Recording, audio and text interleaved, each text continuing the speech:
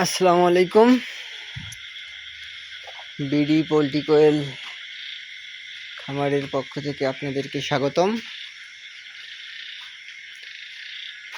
আসলে আজকে একটা বিষয় শেয়ার করব আপনাদের মাঝে, যে আপনারা পাখি নিয়ে আসছেন, ছোট বাচ্চা নিয়ে আসার পরে এই যে এরকম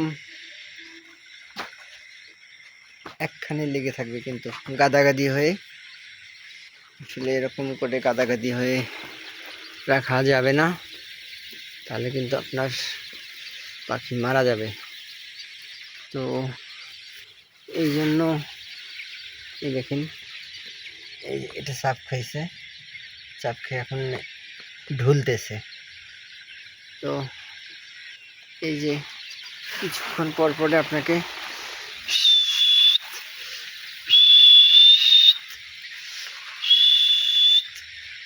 সরাই দিতে হবে, না হলে কিন্তু আপনার পাখি মারা যাবে।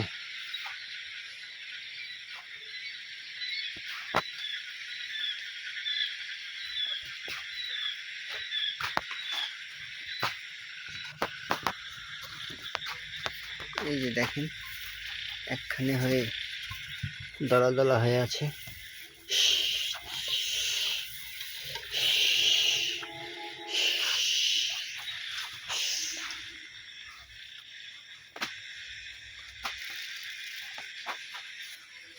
তো এদেরকে এরকম একটু নাড়াচাড়া করে দিলে আর এরা আবার একটু ঘোরাঘুরি করে, খাবার দাবার খায়, খেয়ে আবার ওই স্তূপ হয়ে যায়।